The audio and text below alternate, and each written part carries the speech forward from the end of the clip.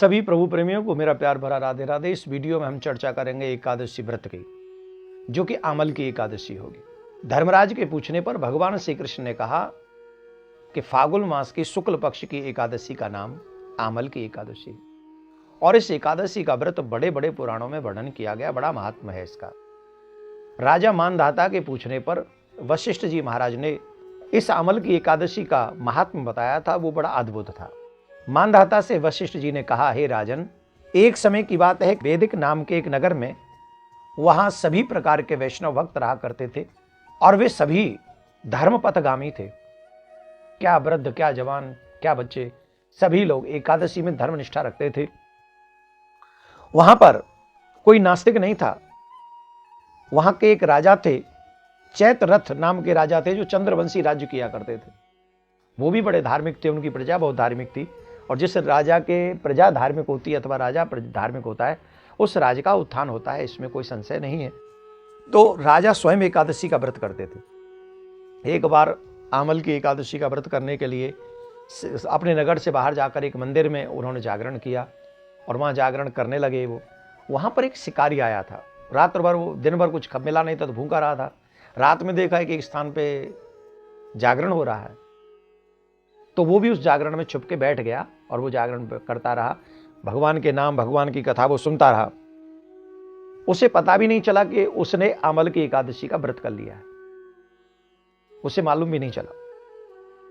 उसके बाद वो अगले दिन सब लोग, राजा और नगर के लोग, अपने अपने घर के लिए चले गए। तो वो बहेलिया भी अपने घर के लिए चला गया। और वो जो बहेलिया था, अपने घर जब पहुंचा तो पराहण का ही समय समझ लीजिए, उसने प्रसाद पाया अपने घर में जाके, तो अचानक से उसकी मृत्यु हो गई। और वो जो विदुरथ के घर में जन्म लिया था, वो वही बहेलिया बसूरत नाम का राजा बन गया। वही बहेलिया, उस व्रत के प्रभाव से ये फल हुआ कि वो एक राजा के घर में उसने राज्य किया। और एक दिन वो शिकार खेलने के लिए गया। तो जब वो शिकार खेलने के लिए गया तो उसके लोग उससे बिछड़ गए, उसके अस्त्र शस्त्र छूट गए, पीछे रह गए। तो वहाँ जो होते हैं ना, कि जो लोग वन के वासी होते हैं, उन्होंने उसके ऊपर आक्रमण कर दिया। और जब उसके ऊपर आक्रमण कर दिया तो उन सबको इतना बड़ा संग में देखकर, और अपने हाथ में अस्त्र शस्त्र नहीं थे, तो वो राजा जो है हतप्रभ हो गया। और जब हतप्रभ हो गया तो वो मूर्छित सा हो गया। अचानक से देखता है कि वो तो मूर्छित हो गया, लेकिन उसके अंग से एक बहुत सुंदर स्त्री प्रकट हुई और उसकी भौहें बड़ी तिरछी थीं। और देखते देखते जो वो शस्त्र फेंक रहे थे ना उन्हें मारने के लिए राजा को, वो सारे शस्त्र उस पर फूल जैसे गिर रहे थे और वापस उन्हीं को जा जाके घायल कर रहे थे। ये सब हो गया और वो सब मर गए और राजा बच गया। राजा के नेत्र खुले। राजा ने देखा सब मरे पड़े हैं, मेरी रक्षा इस जंगल में कौन की, किसने की? तो उस राजा को आकाशवाणी हुई कि तुम भगवान के शरणागत हो, तुम जो है आमल की एकादशी का व्रत करते हो और तुम भगवान में निष्ठा रखते हो। इस संसार में नारायण के सिवा और कौन है जो तुम्हें बचा सकता है? तुम्हारी एकादशी का व्रत का प्रभाव ही है जो इतने शत्रुओं से घिरने के बाद भी आज तुम जीवित हो और तुम्हारे शत्रु मारे गए। तो ये अपने आप में आमल की एकादशी का बहुत बहुत बहुत बड़ा महात्म्य है। वशिष्ठ जी कहते हैं मानधाता से, हे राजन, इसलिए मन क्रम वचन से हमें एकादशी का व्रत, फागुन मास की शुक्ल पक्ष की एकादशी जो है आमल की एकादशी का व्रत करने से हजारों हजारों गऊ दान करने का फल मिलता है। भगवान अनंत जन्मों के पापों का नाश कर देते हैं। जो भी मनुष्य इस व्रत को करता है, ऐसी क्या मनोकामना है जो उसकी पूर्ण नहीं हो सकती।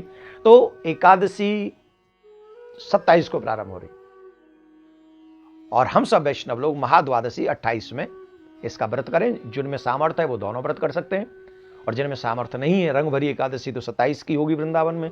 और जिन्हें क्योंकि निम्बार्क संप्रदाय का नियम है महाद्वादशी का व्रत करें। अगर अकेले करने में असमर्थ हो तो एकादशी का व्रत छोड़कर महाद्वादशी का व्रत करें। 6:28 से 8:45 तक वो पारायण कर सकते हैं।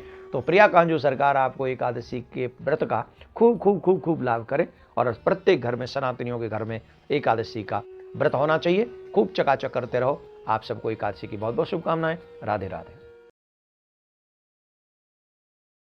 सभी प्रभु प्रेमियों को मेरा प्यार भरा राधे राधे। इस वीडियो में हम चर्चा करेंगे एकादशी व्रत की, जो कि आमल की एकादशी होगी। धर्मराज के पूछने पर भगवान श्री कृष्ण ने कहा कि फागुन मास की शुक्ल पक्ष की एकादशी का नाम आमल की एकादशी है और इस एकादशी का व्रत बड़े बड़े पुराणों में वर्णन किया गया। बड़ा महात्म्य है इसका।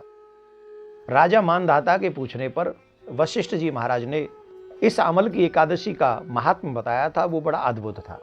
मानधाता से वशिष्ठ जी ने कहा, हे राजन, एक समय की बात है, वैदिक नाम के एक नगर में वहां सभी प्रकार के वैष्णव भक्त रहा करते थे और वे सभी धर्मपथगामी थे। क्या वृद्ध, क्या जवान, क्या बच्चे, सभी लोग एकादशी में धर्मनिष्ठा रखते थे। वहां पर कोई नास्तिक नहीं था। वहां के एक राजा थे, चैत्ररथ नाम के राजा थे, जो चंद्रवंशी राज्य किया करते थे। वो भी बड़े धार्मिक थे, उनकी प्रजा बहुत धार्मिक थी। और जिस राजा के प्रजा धार्मिक होती है अथवा राजा धार्मिक होता है, उस राज्य का उत्थान होता है, इसमें कोई संशय नहीं है। तो राजा स्वयं एकादशी का व्रत करते थे। एक बार आमल की एकादशी का व्रत करने के लिए अपने नगर से बाहर जाकर एक मंदिर में उन्होंने जागरण किया और वहाँ जागरण करने लगे। वो वहाँ पर एक शिकारी आया था। रात भर, वो दिन भर कुछ मिला नहीं था तो भूखा रहा था। रात में देखा है कि एक स्थान पे जागरण हो रहा है, तो वो भी उस जागरण में छुप के बैठ गया और वो जागरण करता रहा, भगवान के नाम, भगवान की कथा वो सुनता रहा। उसे पता भी नहीं चला कि उसने आमल की एकादशी का व्रत कर लिया है, उसे मालूम भी नहीं चला। उसके बाद वो अगले दिन सब लोग, राजा और नगर के लोग अपने अपने घर के लिए चले गए, तो वो बहेलिया भी अपने घर के लिए चला गया। और वो जो बहेलिया था, अपने घर जब पहुंचा तो परायण का ही समय समझ लीजिए, उसने प्रसाद पाया अपने घर में जाके, तो अचानक से उसकी मृत्यु हो गई। और वो जो विदुरथ के घर में जन्म लिया था, वो वही बहेलिया बसूरत नाम का राजा बन गया। वही बहेलिया, उस व्रत के प्रभाव से ये फल हुआ कि वो एक राजा के घर में उसने राज्य किया। और एक दिन वो शिकार खेलने के लिए गया, तो जब वो शिकार खेलने के लिए गया तो उसके लोग उससे बिछड़ गए, उसके अस्त्र शस्त्र छूट गए, पीछे रह गए। तो वहाँ जो होते हैं ना, कि जो लोग वन के वासी होते हैं, उन्होंने उसके ऊपर आक्रमण कर दिया। और जब उसके ऊपर आक्रमण कर दिया तो उन सबको इतना बड़ा संग में देखकर, और अपने हाथ में अस्त्र शस्त्र नहीं थे, तो वो राजा जो है हतप्रभ हो गया। और जब हतप्रभ हो गया तो वो मूर्छित सा हो गया।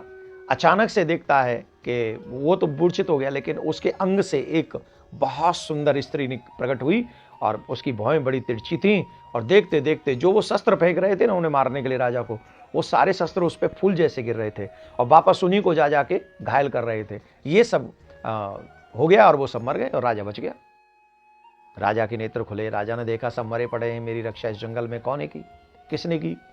तो उस राजा को आकाशवाणी हुई कि तुम भगवान के शरणागत हो, तुम जो है आमल की एकादशी का व्रत करते हो और तुम भगवान में निष्ठा रखते हो। इस संसार में नारायण के सिवा और कौन है जो तुम्हें बचा सकता है?